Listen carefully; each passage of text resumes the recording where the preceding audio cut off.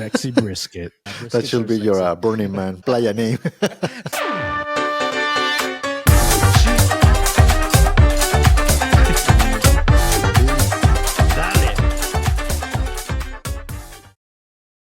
Oh man, I was learning how to cook a brisket this last weekend, right? It actually turned out okay. But Uh-huh. for those of y'all that that missed us last week, just to let y'all know, I bought this new Traeger grill, and I was so excited. It was awesome. It ended up being broken, like the motherboard. I spent so many hours with customer service, y'all.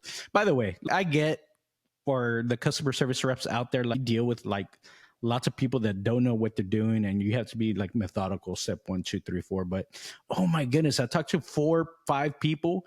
Every single one of them made me repeat each of the steps. Have you tried this? Have you tried this? Have you tried this? And I got fed up, and I was like, carrying down on them. I was like, let me talk to you. And I got the dealer in on it too, where I bought the actual grill. So I told him, hey, they're pissing me off. Like, I don't know, do something, like get me my grill working, because I want to make a brisket. So anyways, I ended up getting like a Bluetooth thermometer, and that made it so I didn't really have to rely on the built-in stuff on the Traeger. But man, this barbecue ended up being pretty good. We had a party over the weekend for my mother-in-law's 65th birthday. Happy birthday. Shout out to Mimi. But That's how you yeah, call her? Mimi? Mimi. Yeah. Well, that's her name. Shout out to Mimi. So no, it turned out really good. I did the secret, like, hey, did you like the brisket? What do you think about the brisket? Not, they didn't know I made it. They're like, oh yeah, it's good. So hey, I call it a success.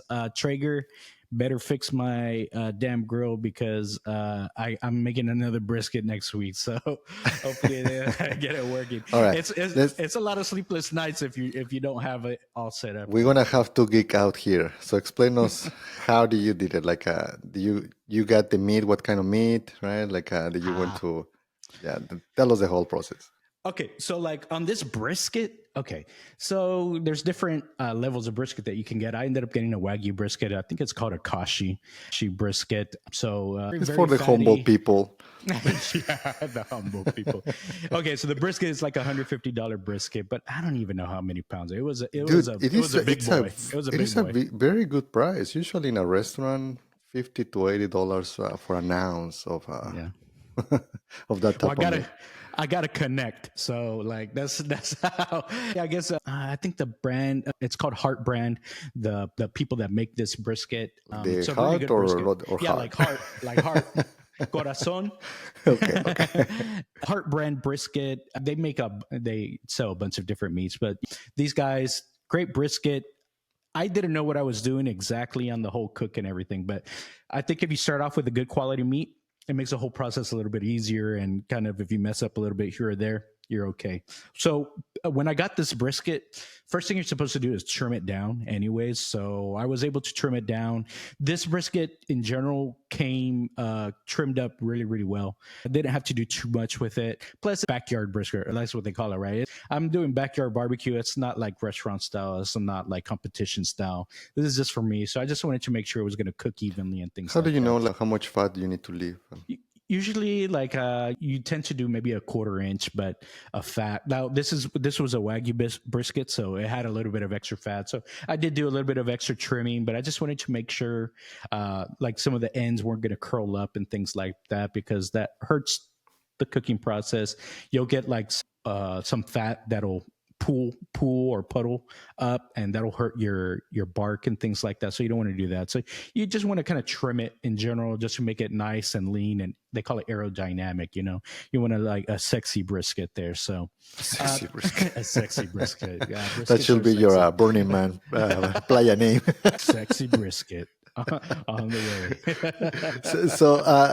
They explain the audience what is the bark. As I'm understanding, it's like the outside, right? Like the crispiness of the.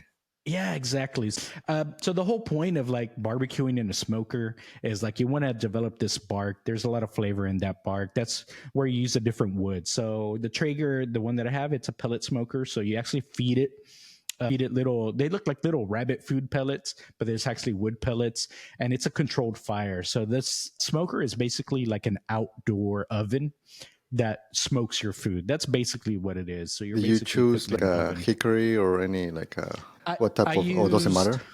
can use there are some woods that pair better with certain things, but on this one I use Traeger Signature Blend, which is a blend of maybe 4 or 5 different woods. So That's occasionally how they you're gonna call it, get right? It's just like the scraps of all of the wood.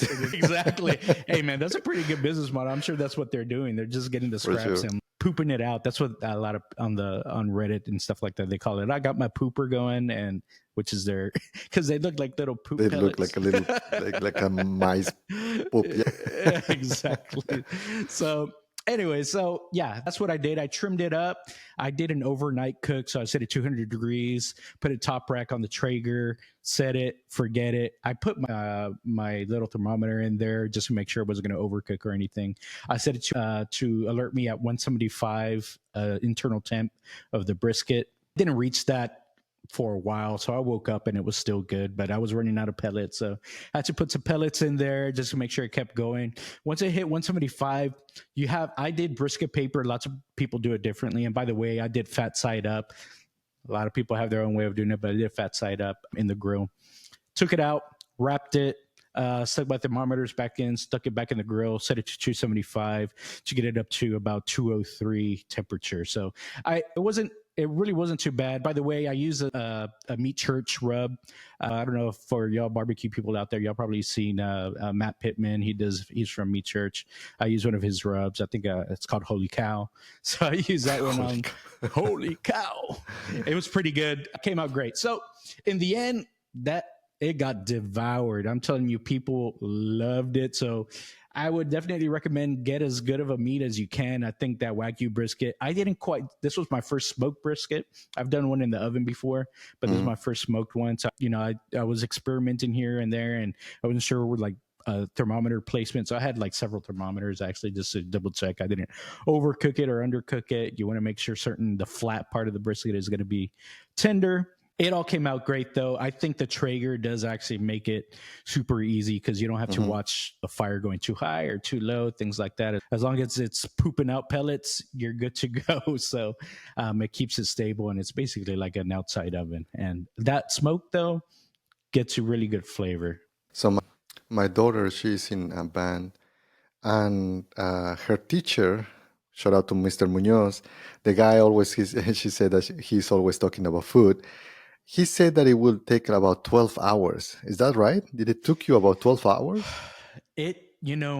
Between the overnight I did, but it was probably like maybe 9 hours there that I ended up doing that part. And then, I wrapped it and put it back in. Another 3 hours. And then after that, after I took it out, I rested it for another 2 hours. So it's like a total of 14 hours if you include the rest that I did.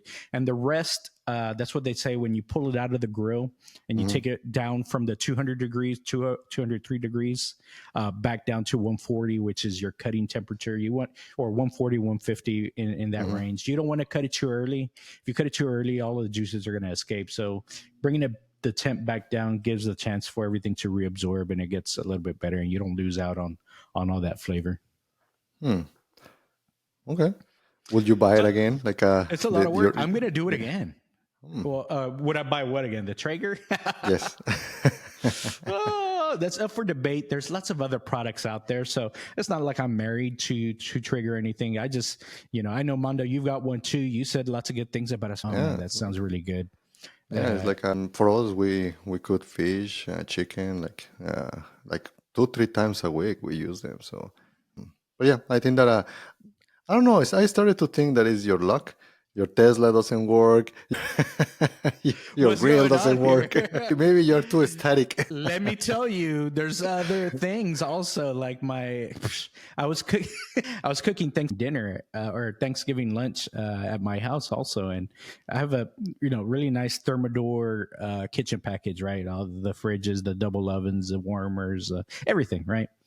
So I've got the double oven. The top oven is a steam oven, so we were actually cooking the turkey in the top oven, which is the steam oven. Cooks it really well, keeps it really juicy. It was awesome. Then it was like I wanted to keep some of the sides warm, so I turned on the bottom oven, keep warm. It didn't turn on. My bottom oven on Thanksgiving. I found out that my oven wasn't working. Sorry, Thermador, but y'all don't mess up because it's not. It's maybe a 3 years old. This oven's Let a me ask dollar. you, It's like wow. did you connect it?